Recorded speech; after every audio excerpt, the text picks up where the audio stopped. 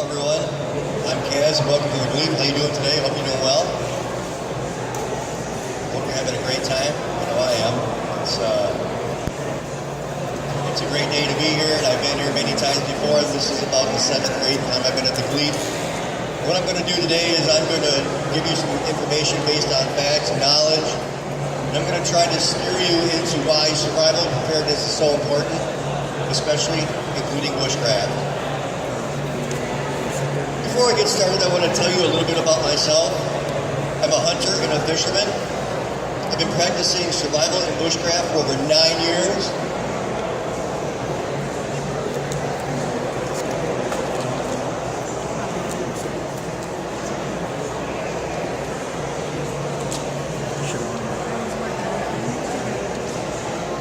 There. Is that better? Is that better? Okay.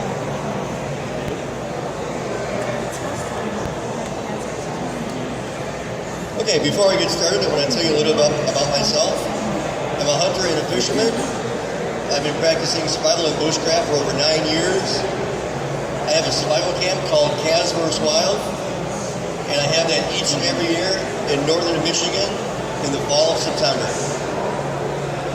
While we're up there, we teach, we train, we share information, we build community based on survival.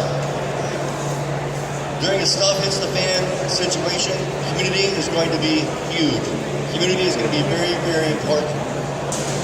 My website is KazVsWild.com. You can also find me on YouTube. My YouTube channel is Kaz vs. Wild. I'm also on Facebook, Twitter, and Google+. Before I get started, I want to point out my banner and several photos from Survival Camp. At Survival Camp, we teach and train. This one over here. At Survival Camp, we teach and train in a grid-down situation. We try to provide the closest experience to a stuff-hits-the-fan situation. We are usually about 1 mile into the forest. We have no running electricity, no running gas or propane, and no running water. We do everything like as if it's a stuff-hits-the-fan situation. Before I get started, I'd like to ask a couple of questions so I can get to know my audience. The first question is, who has practiced survival and prepping and bushcraft for less than 2 years? Anybody less than 2 years? Thank you.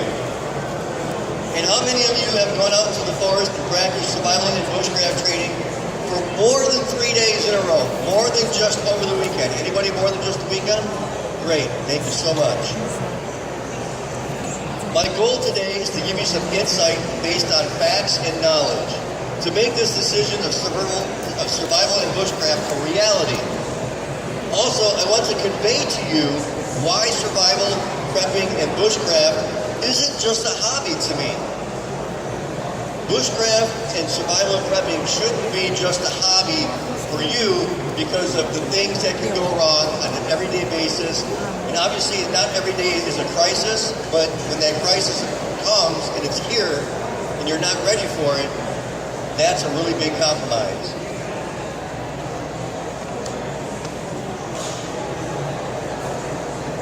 So we just had an election and we have a new president.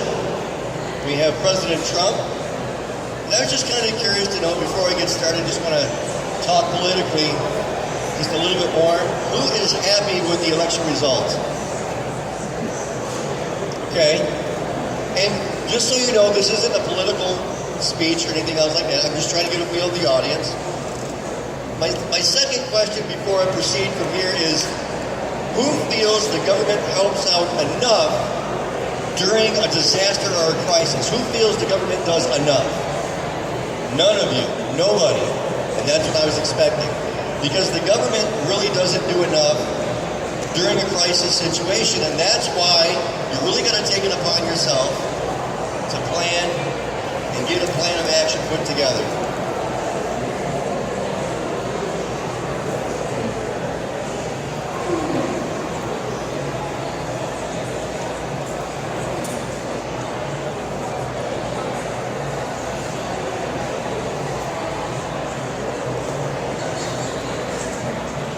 our wonderful state of Michigan.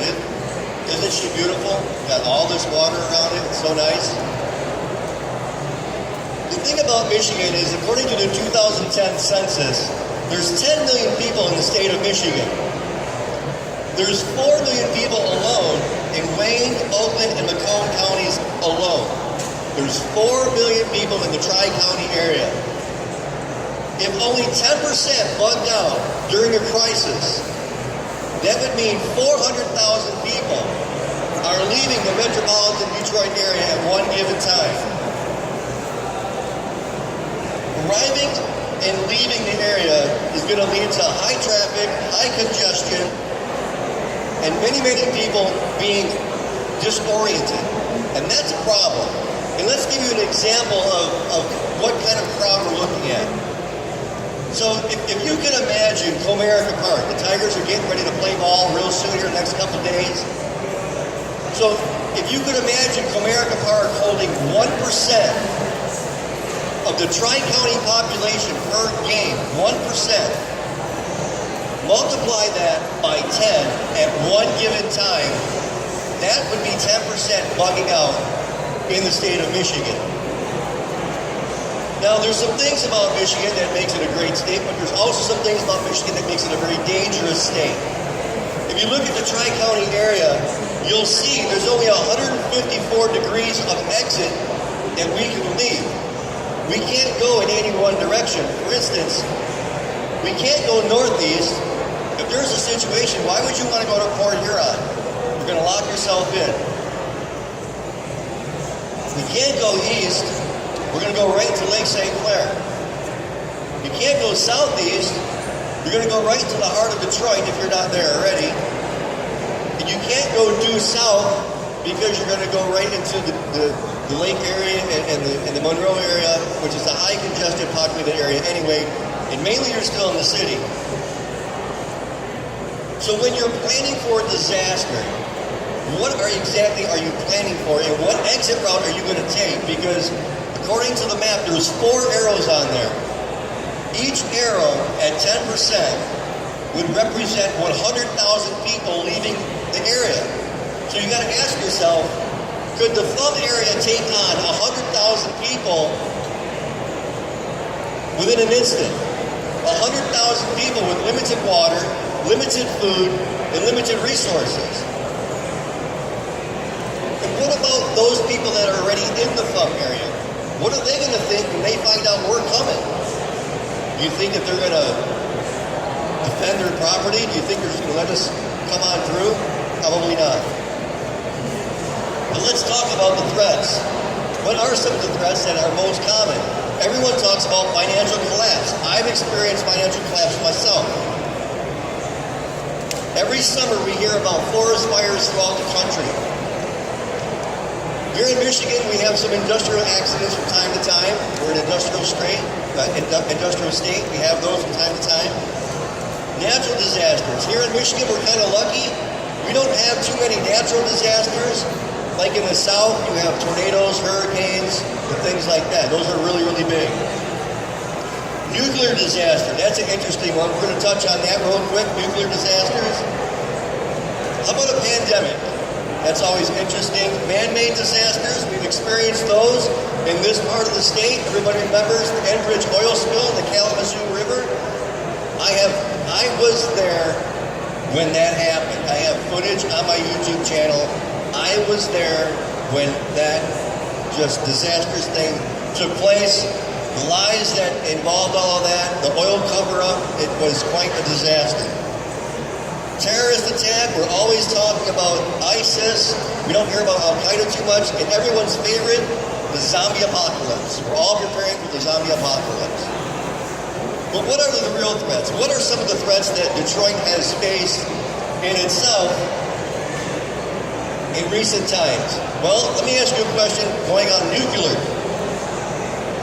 And just to give you an idea, in the 1960s, Detroit had a nuclear accident, and we had a 3-mile island-like event. Who realizes that we had a 3-mile island-like event right here in Detroit?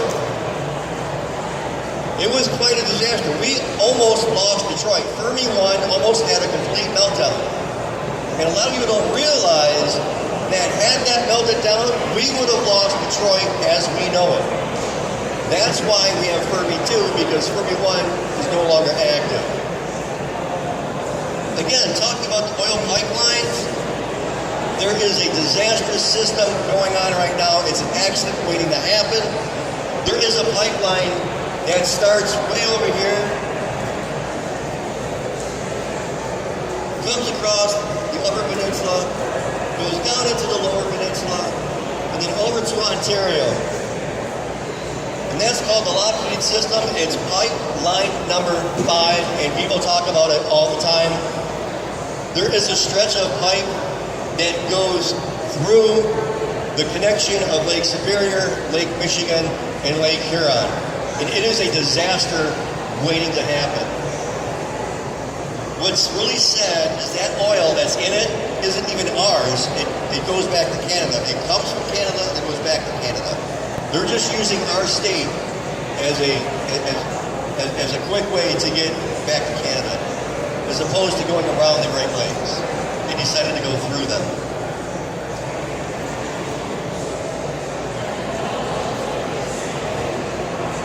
Along this pipeline, it crosses many rivers, many streams, many lakes, and more than 10 miles of protected wetlands here in the state. The 30-inch pipe itself divides into 2 pipes at 20 inches apiece. And every single day, 22.7 million of gallons of oil run through that pipeline every single day. There's another pipeline that's extremely close to Lake Michigan. That would be on the lower side over here.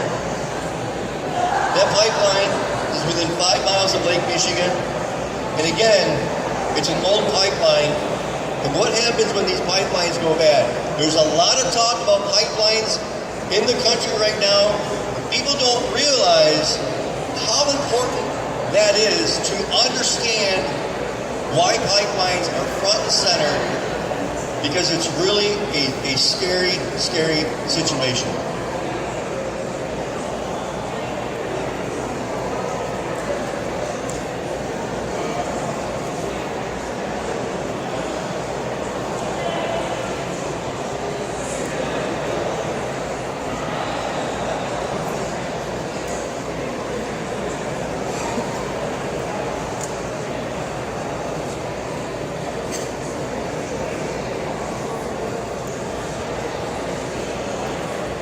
Here's a map of the United States and some of Canada. And what this is pointing out is all the pipelines that are in the United States and in Canada. Each one line, like this one in Canada, represents one pipeline. So if you were to look around the Great Lakes region, especially the southern part of the region, how many pipelines do you think are in the Midwest? Let's take a look at Texas. How many pipelines do you think are currently in Texas? Each individual line represents one pipeline. Now, as you can see, it says all commodities. So this just isn't oil. This is light oil, crude oil, tar sands, natural gas. Everything that's a commodity that is going through a pipeline is on this map. This is why you see so much talk about pipelines right now. Do we need more pipelines? No, we don't. We don't need more pipelines because it's all about money and it's not about the people. There's a new pipeline that they want to put through in Michigan right now. There's a brand new pipeline, and guess what? It's by the same company that had the Kalamazoo spill. So when we talk about pipelines, what are we talking about? The actual story is the Energy Transfer Rover pipeline can immediately seize land along its route and the future of a natural gas pipeline. A federal judge ordered the seizure of 116 tracts of land in Livingston, Washtenaw, and Lenawee counties. The rover has not been able to reach the right-of-way because of arguments from property owners. However, this U.S. Court District Judge, Mark Goldsmith, did a really nice thing for the people. He set aside $2.5 million that you could go tap into and take from it if you give up your property so this pipeline can go through on your property. Now, isn't that nice? Our U.S. judge did that. As opposed to thinking about the people, he's thinking about the corporation.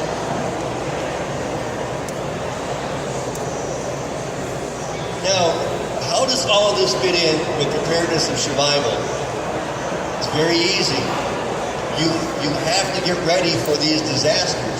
You have to get ready for these things that are coming. It's not a question of when. It's a question of if, and if it's going to be in your area. Because this is going to happen. These pipelines and these nuclear power plants were built in the 1950s and the 1960s. I myself am going to be 50 years old soon. So how old do you think some of these pipelines are? These are disasters, real disasters, waiting to happen. And this is why you see the protest in North Dakota so strongly, because people are finally getting tired and they're finally being fed up and they've had enough. We don't need more pipelines, do we? So when these things start to decay and go wrong, this is when you need to start getting ready for survival, for preparedness. You need to sharpen your skill set, which is what we do at Cas vs. Wild.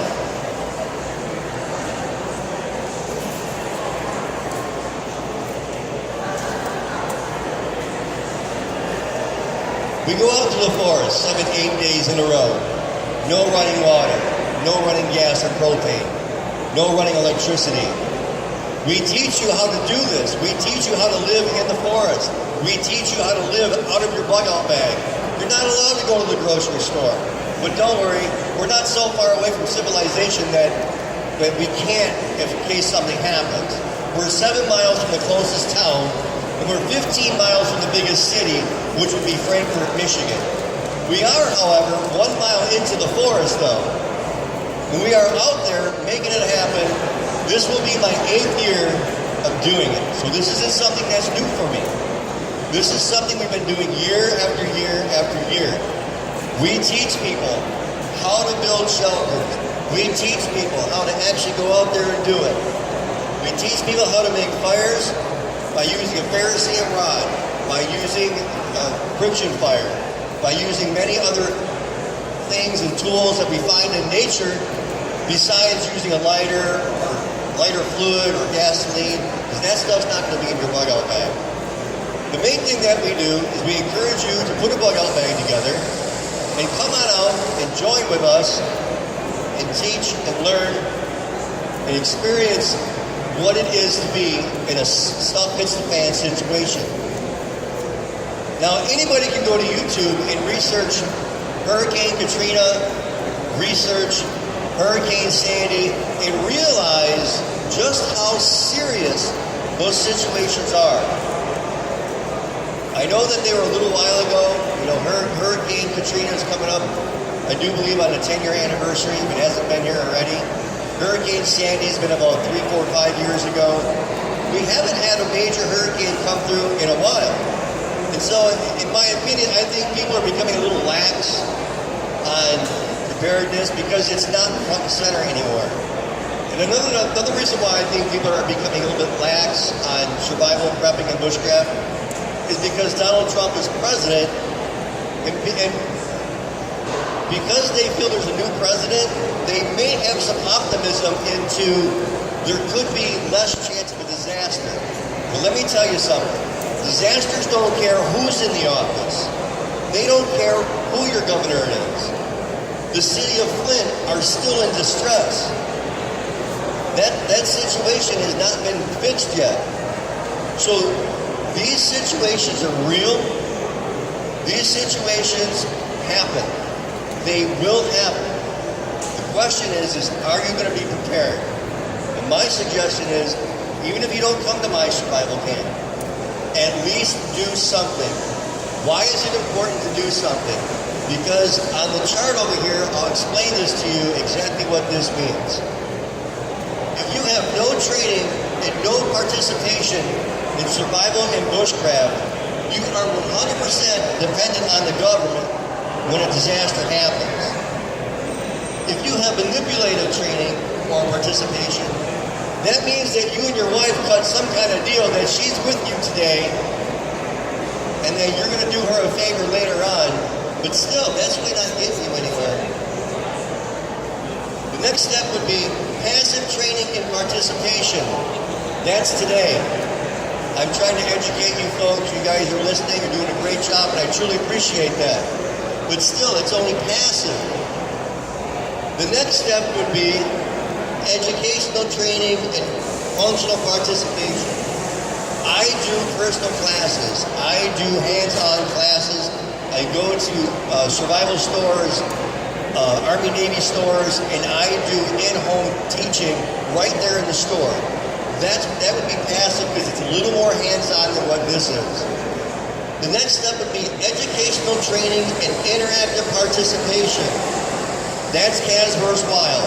That's when you're out there doing it. We're out there learning. We're teaching you. It's a great atmosphere. It's a lot of fun. And you don't realize that you're learning as you're growing. And the last step that is the most important step is functional training and continuous self-mobilization. That's when you do it. That's when you do it in your backyard, or you go into the forest for a weekend at a time. That's when you've been to a class. And again, not necessarily my class, but a class of some kind where you've sharpened your skill set. You've developed your skills. But you have to continuously do that over and over and over again. It's just like being a sports figure. That's why they have practice every day. So when they need to hit that home run, they can. So this is why it's so important to understand what's going on and what can happen during a stuff-is-a-fan situation. Now, what is the worst case scenario? All right? Everybody has a job. Everybody has a career. Everybody does something. And when I talk to people, I kid you not, 90% of the time they tell me, I'm going to be at home when disaster strikes. And I'm going to prove them wrong in just 1 second.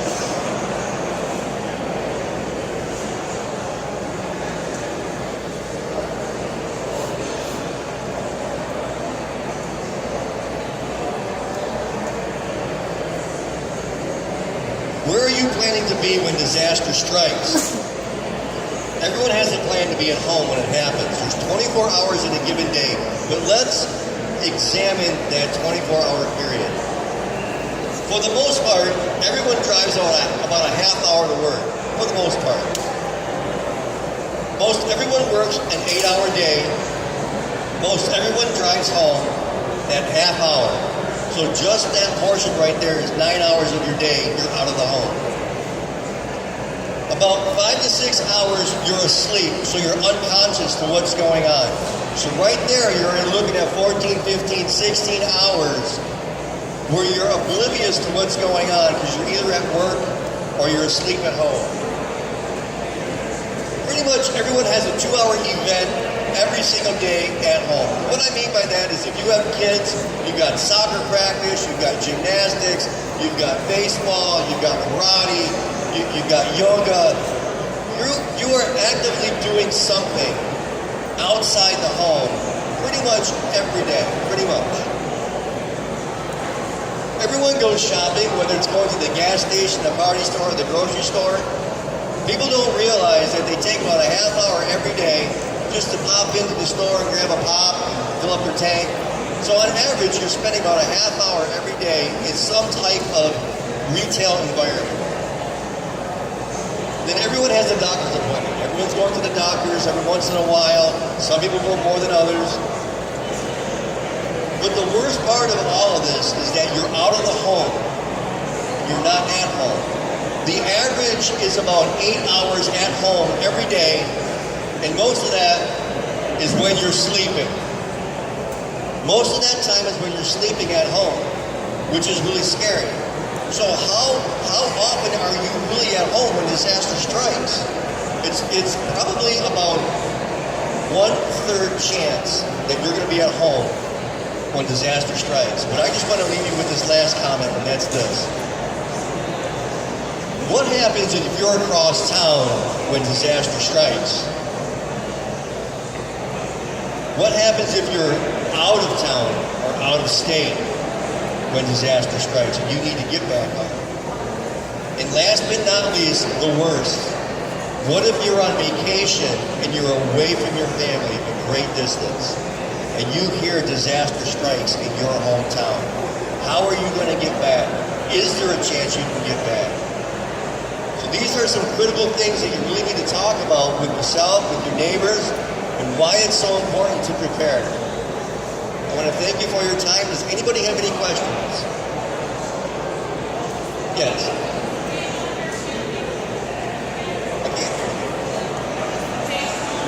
Oh, the dates? I can give you the dates. It's in September. I think it's the 16th and the 23rd. Any other questions? Yes, sir. That's a great question. Our camp is very, very reasonable. And the reason why we keep it reasonable is because you're living out of your bug out bag, okay? All we're really doing is supplying the education. You're bringing your tools. We give you a list of things that what you should bring. I can coach you through that. But the price is only $6 per day to come to our camp. It's a great deal. It's a great deal. We are out there for 8 days. So it's an awesome price, really. Yes, sir. Do you have to spend 8 days with you, or can you chop it up? It's a great question. The question is, do you have to be there all 8 days? And the answer is no, you don't. Yes, what are the dates for 2017? I do believe it's September 16th to the 23rd. Okay, you don't do it like June, July. You just do it once a year. I do it once a year right now. Next year, I want to start doing a springtime camp. You have a winter one in the works at all for winter? I don't have a winter camp now. But it's mainly what I'm under. I caught only part of your presentation. This is mainly for wilderness skill. Exactly, and just like this chart over here, it's not necessarily wilderness skill, because if there's a disaster in the city, you're still going to need to know how to do this. Okay, because just like with this one here,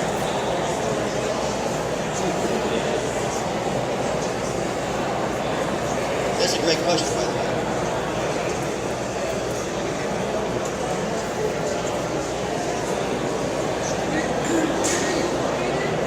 There's 10 million people in the state of Michigan.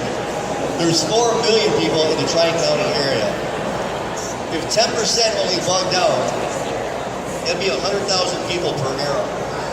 So this is why it's not just wilderness. It's really, you need to know it in the city too, because the city is going to be a madhouse. So it's more than just wilderness. Anybody else? Thank you for your time, and I truly appreciate it.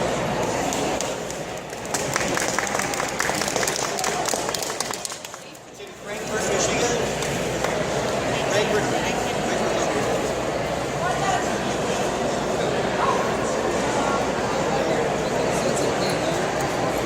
So would you bring your own tent and so forth? And just